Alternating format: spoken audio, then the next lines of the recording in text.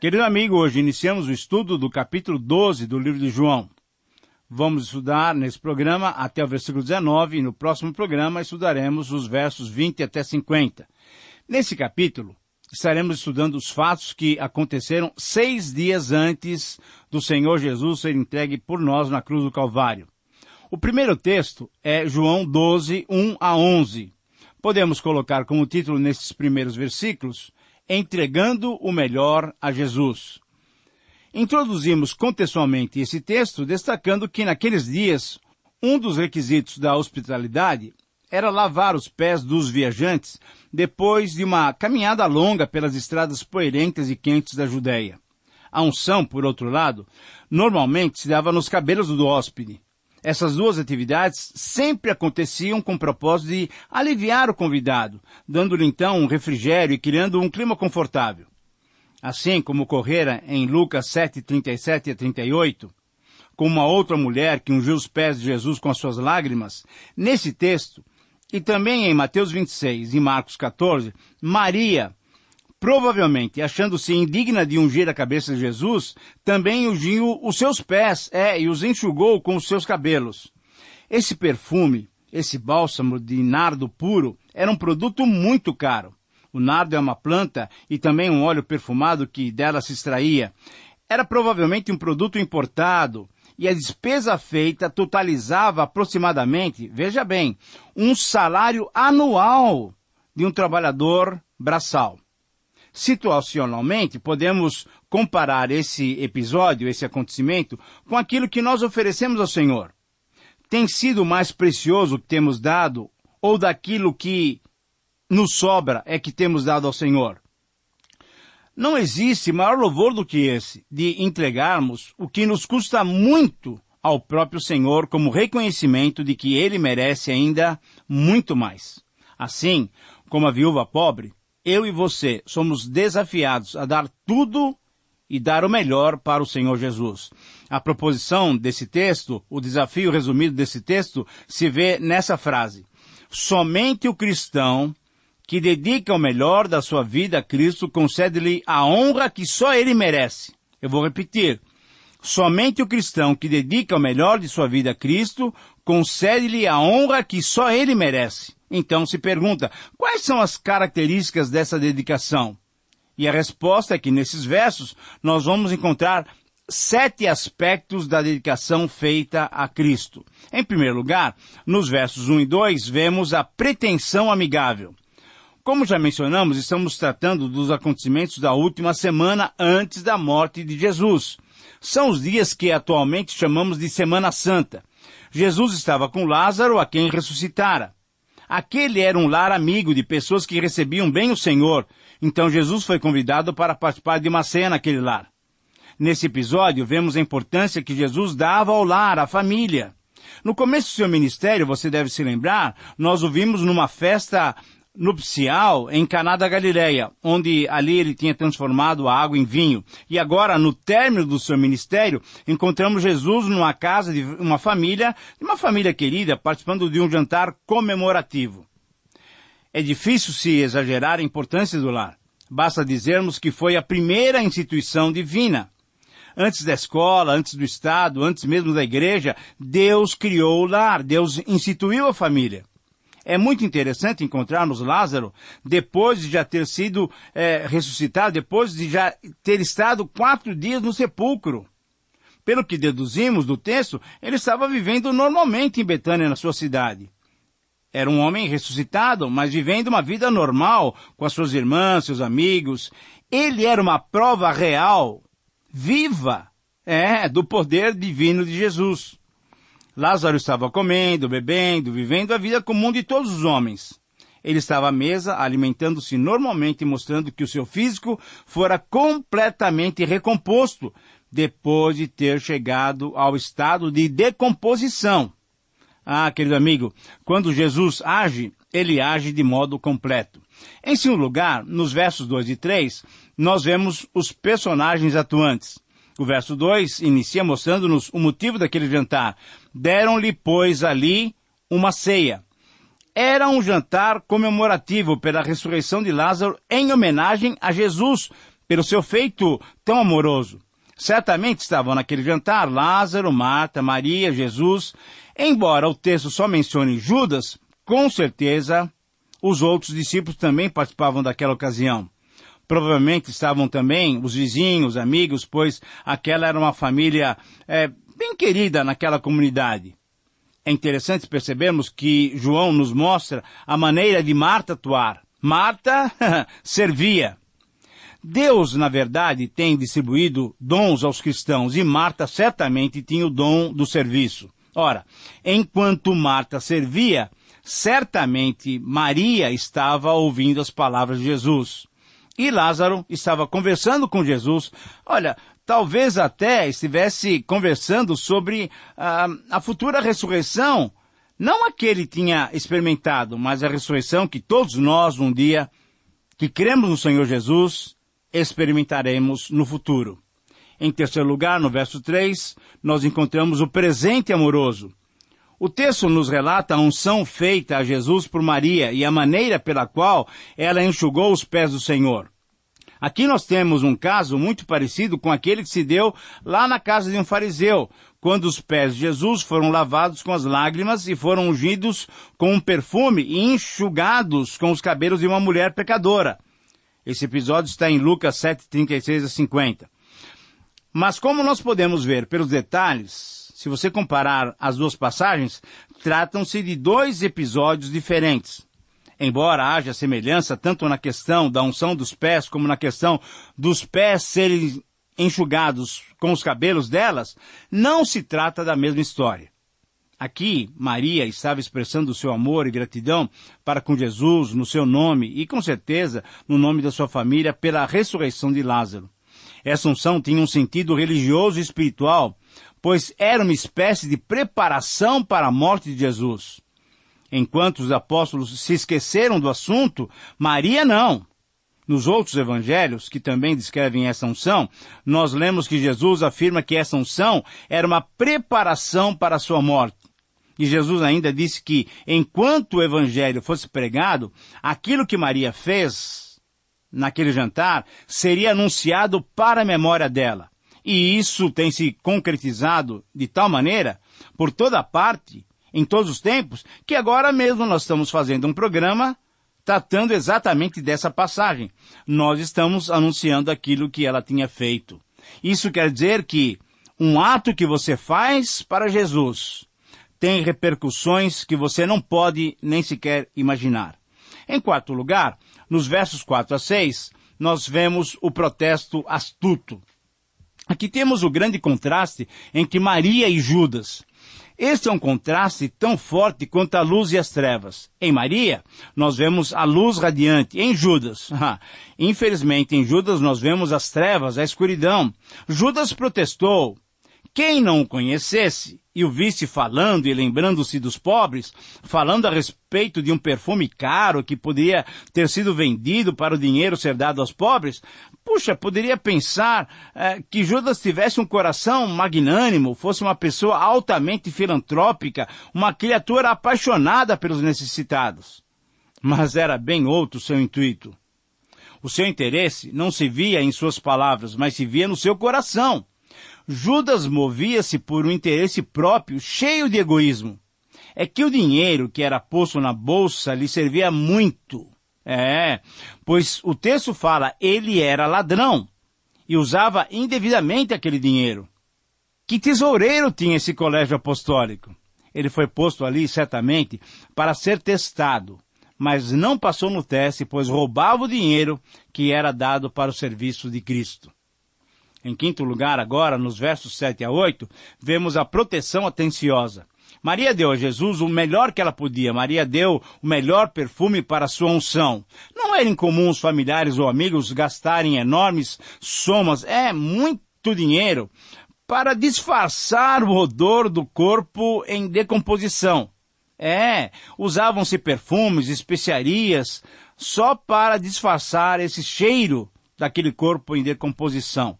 Sabendo então que a sua morte estava próxima, Jesus viu ali um paralelo muito interessante entre esse costume e essa ação de Maria ungindo seus pés, ungindo-o. Jesus defendeu-a dizendo, deixai-a, que ela guarde isso para o dia em que me embalsamarem, porque os pobres sempre os tendes convosco, mas a mim nem sempre me tendes.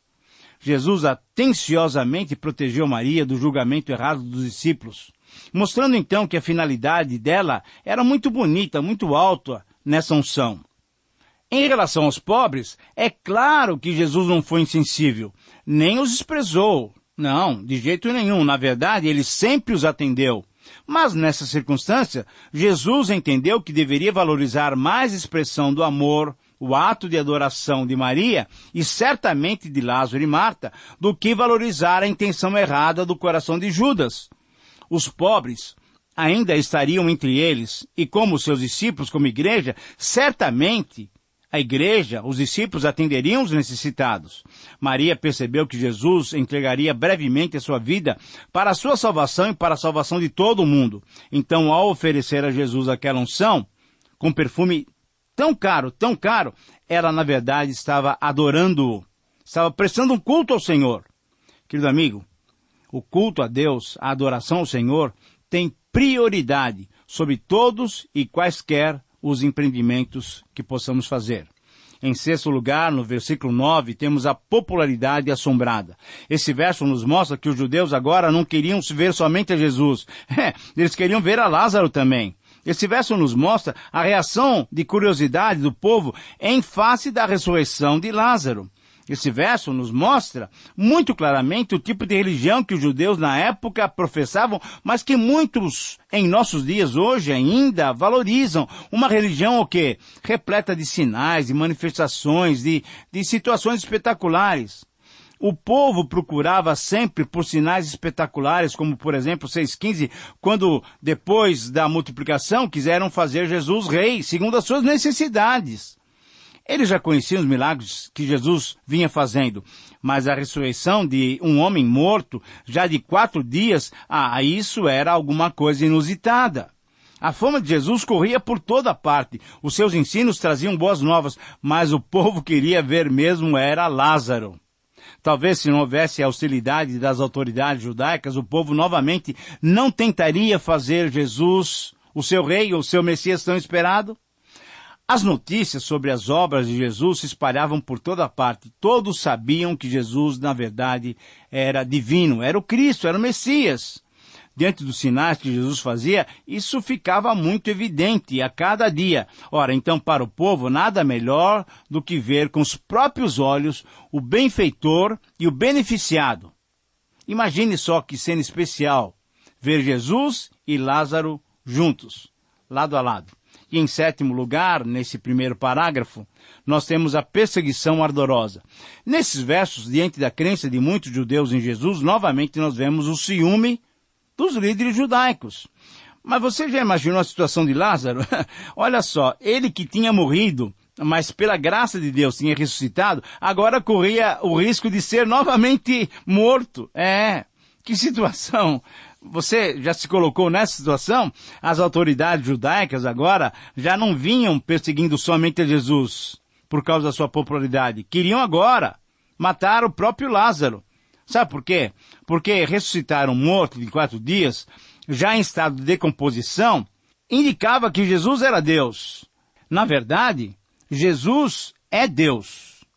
Muito bem, então se pergunta o seguinte: o que as autoridades queriam fazer diante dessa manifestação tão clara do poder divino em Jesus, mostrando que ele era e é Deus? Será que eles se renderam diante dessa grande evidência?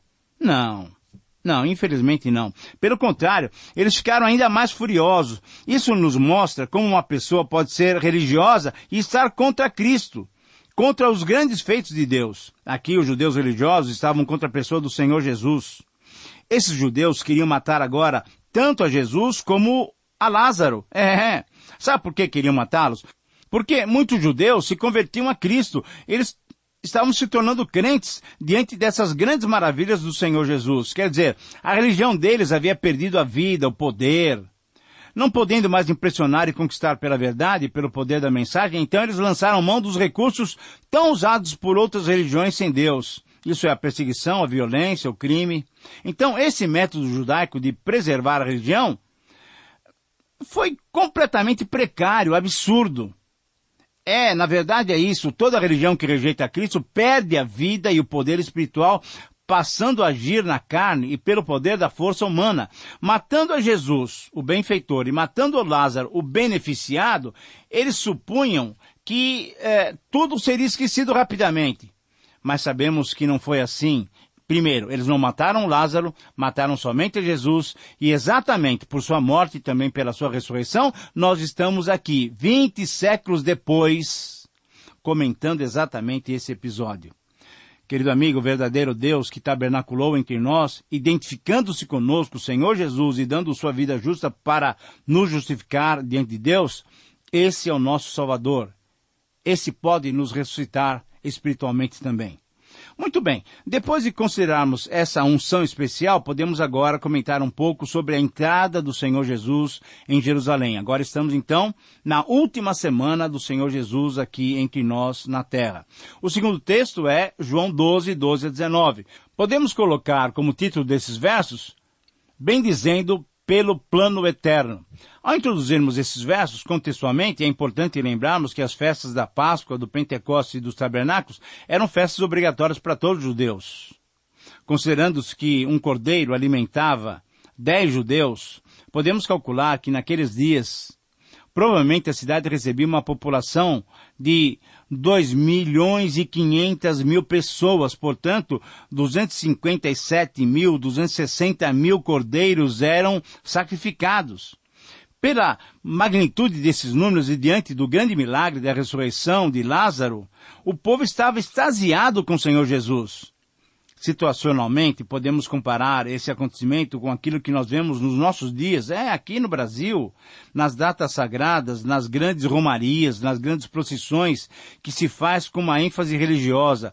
Muitos estão lá com uma fé verdadeira, mas uma grande maioria aproveita a ocasião apenas para participar do movimento, apenas para festejar.